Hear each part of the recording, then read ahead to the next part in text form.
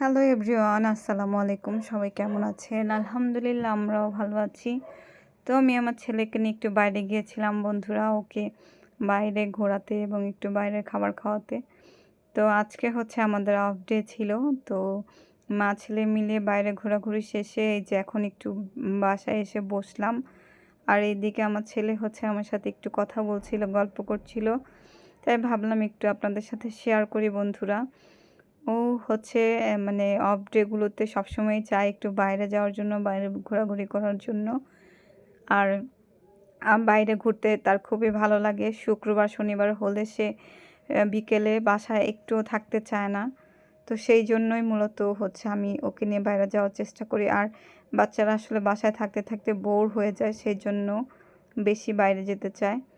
তো আমার ভিডিওটি কেমন লাগলো বন্ধুরা, অবশ্যই কমেন্ট করে জানাবেন। আবার দেখা হবে। আল্লাহ হাফেজ সবাইকে।